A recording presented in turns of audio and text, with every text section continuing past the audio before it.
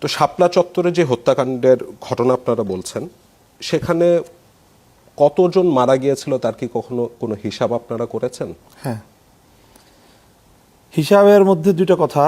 শাপলা চত্বর এবং মূলত শাপলা চত্বর বলতে 5 এবং 6 মে শাপলা চত্বর থেকে শুরু করে একেবারে পরের দিন সন্ধ্যা পর্যন্ত, 6 মে সন্ধ্যা পর্যন্ত আপনার একেবারে মানে শুধু মতিঝিল কেন্দ্রিক আপনারা ধরছেন না? না, মতিঝিল থেকে আপনি ধরে নেন চিটাগাং রোড পর্যন্ত অথবা কাঁচপুর পর্যন্ত, এই পরের দিনের সকাল থেকে সারা দিনের যে হত্যাকাণ্ড। তার মানে ঢাকা কেন্দ্রিকই রাখছেন, হাটহাজারী না, ওইদিকে রাখছেন? ওদিকে যাচ্ছি না। তো সেই হত্যাকাণ্ডে অনেক মানুষ শাহাদাত বরণ করেছেন।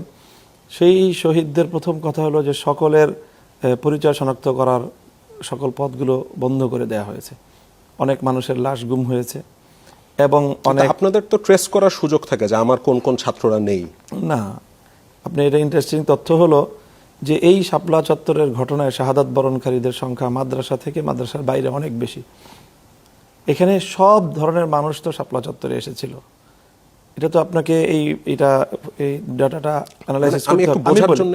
আমি বলি একটু যে এখানে প্রত্যেকটা রাজনৈতিক দলের কর্মী, ওখানে বিএনপি, জাতীয় পার্টি, জামাতে ইসলাম, অন্যান্য রাজনৈতিক দলের কর্মীরা, ইভেন অনেক আওয়ামী পরিবারের সন্তানরাও শাপলা চত্বরের যেই দাবি ছিল সেই দাবিকে তারা সম্মান জানিয়ে সেই দাবির সাথে সহমত পোষণ করে বহু মানুষ সেখানে, এটা আমি বলতে পারি যে সর্বদলীয় এক মহাজাগরণ ছিল।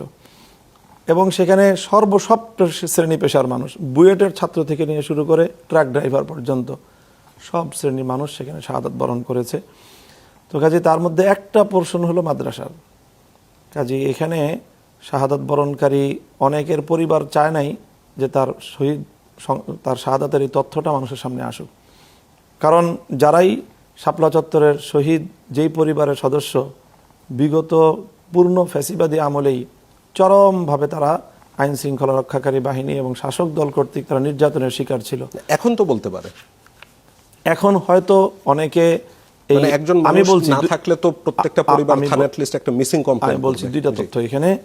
এক নম্বর তো হলো যে অনেক পরিবার এমনও আছে যারা নাকি আওয়ামী মানসিকতায় লালন, তাদের কথা বাদ দিলাম, অন্য যারা আছে, হ্যাঁ, এরকম কিছু অংশ থাকবে। কিছু অংশ আছে হয়তো তাদের ইনফরমেশন তারা দিয়েছে থানায়, সেগুলো কালেক্ট করা সম্ভব হয় না থানা যদি আমাদেরকে না জানায়। 2, 3 নম্বর হলো অনেক মানুষ, এমনও মানুষ আছে যে সে আসলে নিরুদ্দেশ হয়ে গেছে। কবে হয়েছে? ঢাকায় থাকতো, ফ্যামিলি জানে না ঢাকায় সে শাপলা চত্বরের আগে পরে কখন কোথায় গিয়েছে। কাজে 1 নম্বর কথা, আমাদের ধারণা যে বেশ কিছু ইনফরমেশন এটা উদ্ধার করা সম্ভব। আমরা পরবর্তীতে একেবারে অথেন্টিক সোর্স থেকে যেই সকল তথ্যগুলো যাচাই করেছি তাতে আমাদের কাছে 58 জন শাপলা চত্বরের শহীদের তথ্য আমরা উদ্ঘাটন করেছি এবং তাদের সবিস্তারে তাদের কবর, তাদের জানাজার জায়গা, তাদের শাহাদাতের স্থান, এই সব ইন ডিটেলস আমরা সেটা শহীদনামা নামে শাপলা স্মৃতি সংসদ নামের সংগঠনের পক্ষ থেকে আমরা স্মারক আকারে সেটা প্রকাশ করেছি। এবং সেটার উপরে ভিত্তি করেই কিন্তু এই যে কিছুদিন আগে স্থানীয় সরকার মন্ত্রণালয়ের পক্ষ থেকে তাদের প্রত্যেক পরিবারকে 10 লক্ষ টাকা করে একটা অনুদান প্রদান করা হয়েছে। আচ্ছা।